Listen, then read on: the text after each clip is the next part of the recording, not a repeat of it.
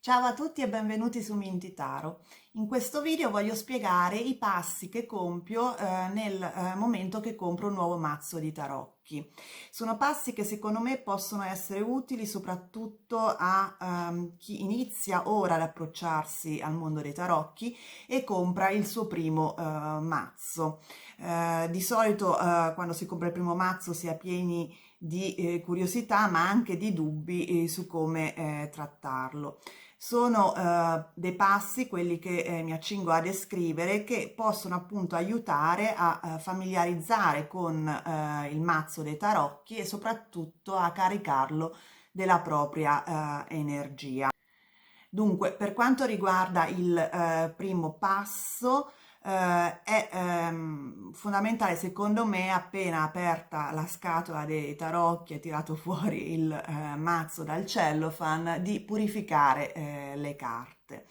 In un video che posterò qua ho descritto in dettaglio vari metodi di purificazione delle carte. È un passo molto importante perché le carte, anche se vengono appunto fabbricate in un luogo bene o male asettico, in realtà raccolgono dalla loro produzione fino allo smistamento nel magazzino, nella vendita nel negozio, anche nel magazzino per la vendita online, una serie di energie che captano dall'ambiente in cui si trovano e dalle persone con cui vengono a contatto. Beh, queste energie, diciamo, possono disturbare soprattutto la personalizzazione, la tarazione, la taratura del mazzo alle nostre energie. Quindi è bene purificare le carte come qualsiasi strumento spirituale con cui si va che si va a utilizzare, come il pendolo o qualsiasi altro tipo di mazzo di carte. Appunto ci sono varie metodologie. Per esempio si può passare ogni carta su un bastoncino di incenso. Comunque vi rimando per i dettagli all'altro video. Fatto questo primo passo, mantenendo l'ordine delle carte, suggerisco appunto di familiarizzare con la struttura del mazzo. Solitamente le carte vengono vendute già in un ordine prestabilito. Comunque, insomma, suggerisco appunto di familiarizzare con la struttura, nel senso con il fatto che sia diviso in arcani maggiori, in arcani minori, che gli arcani minori sono divisi in numeri da 1 a 10 e in 4 ranghi di figure. E dopodiché un ulteriore passo che faccio è notare le differenze fra i vari ordini di carte, ovvero si dispongono gli arcani maggiori uno accanto all'altro, magari in 3 file da 7 partendo dalla prima carta, che è quella del mazzo, e si notano appunto le differenze fra le varie carte. Senza, diciamo, siccome questo è un primo approccio al mazzo, soprattutto per chi compra il primo mazzo, senza perderci neanche molto tempo, semplicemente cercando di vedere un attimo con curiosità soprattutto le varie differenze fra i disegni, i nomi degli arcani maggiori, i colori che prevalgono, la dinamicità di alcune carte contrapposto magari ad altre che sono più statiche, le figure, lo stile. Per esempio questo è un Rider-Waite-Smith classico, quindi lo stile diciamo varia fra quello rinascimentale medievale con un tocco di Belle Époque, direi, perché appunto è stato creato nel 1909. però appunto potete comprare altri tipi di mazzi di tarocchi e quindi notare un po' lo stile, le vibrazioni che vi comunicano, toccare la grana della carta, la sensazione, cercare appunto di familiarizzare proprio con gli arcani maggiori e fare questo lavoro anche con gli arcani minori, ovvero prendere tutti gli assi per esempio e osservarne un po' in maniera leggera, insisto, le differenze fra per esempio l'asso di spade, quello di coppe, quello di pentacoli, quello di bastoni. Fare la stessa cosa poi con i numeri 2 e notare qual è la differenza di posizionamento dei caratteri, se sono appunto disegnati dei personaggi, oppure se avete per esempio dei tarocchi di Marsiglia, notare appunto le differenze fra i vari simboli sulle carte e fare così con tutti i 2, i 3, i 4, i 5, i 6, i 7 fino al 10, dopodiché passare alle figure che sono appunto i paggi, i cavalieri, le regine e i re. Magari appunto posizionarle anche in maniera verticale, ovvero il cavaliere, la regina e il re di coppe tutte sulla stessa colonna, quelli di spade tutte sulla stessa colonna, quelli di bastoni tutti sulla stessa colonna e così per i pentacoli.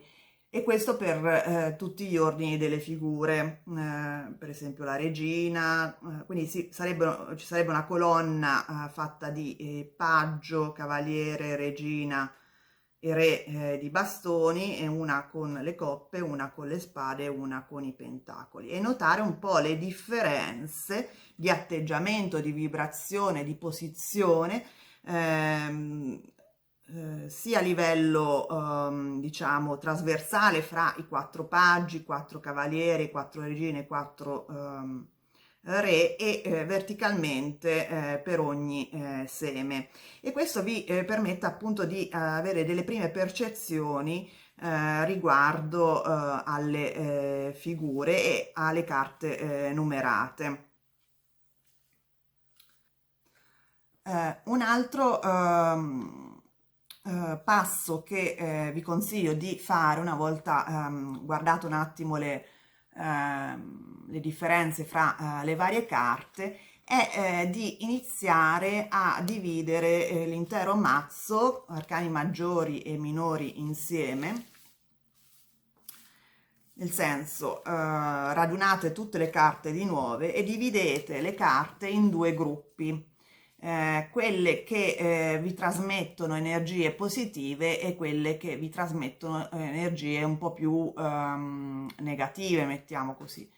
Per esempio questa è sul gruppo negativo, questa è sul gruppo negativo, questa è chiaramente positiva, secondo me questa è positiva e questa è neutra, quindi anzi direi di fare 3 mazzi, neutre, positive e negative, e continuare così fino a che non finite il mazzo nella vostra mano. Dopodiché prendete un quaderno apposito solo per questo scopo e osservate le carte positive e scrivete sul quaderno per ogni carta perché la considerate positiva e che sensazione effettivamente vi trasmette. Per esempio questa trasmette un senso di gioia, di casa, di famiglia, di conforto, eccetera, eccetera. Finite le carte positive, potete passare a quelle negative e poi a quelle neutre. e vedrete che facendo questo esercizio riuscirete magari anche a cambiare la vostra idea iniziale sulla carta, magari quella negativa non vi sembra più tanto negativa e la mettete sulla neutra, o viceversa una carta positiva vi sembra più neutra che positiva. Insomma, è un primo modo questo per avvicinarsi intuitivamente al mazzo. Dopodiché io vi consiglio di iniziare a mischiare le carte. Mischiare le carte serve basicamente per come dire, dare la vostra energia al mazzo di tarocchi. Più lo utilizzate proprio con le mani, più si crea questa distribuzione di energia e vedrete che vi aiuterà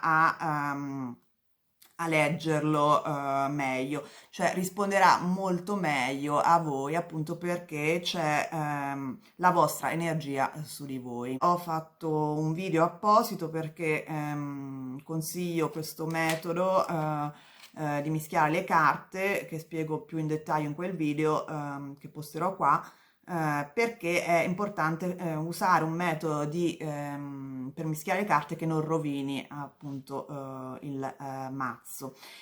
Mischiatelo finché pensate che siano abbastanza appunto distribuite in maniera uguale.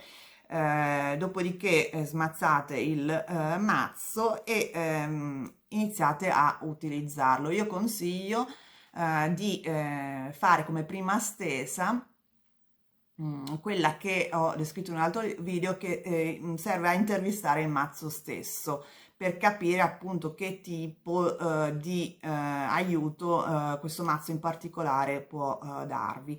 È una stessa che permette appunto anche di conoscere il mazzo. Se non conoscete i tarocchi non vi preoccupate, scrivete le carte che sono uscite, le vostre sensazioni per ogni carta in base alla posizione della stesa. Poi quando conoscerete meglio le carte, il mazzo dei tarocchi, la sua simbologia, potete ritornare sui vostri appunti e questo vi permetterà di guardare con occhi più saggi, diciamo, le risposte del mazzo in questa prima intervista. Bene, questo è un video che spero sia d'aiuto soprattutto a chi compra il primo mazzo di tarocchi della sua vita, perché appunto è importante secondo me iniziare con il piede giusto. E questi sono consigli personali, ma che secondo me sono abbastanza utili.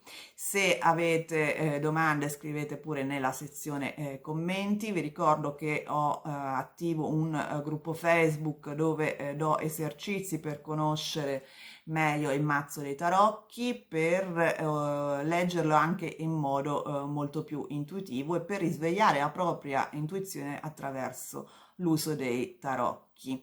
Se vi è piaciuto questo video vi invito a mettere il like, a iscrivervi al canale se non l'avete già fatto, soprattutto attivare la campanella in modo da non perdere i prossimi video. E noi ci vediamo presto. Ciao!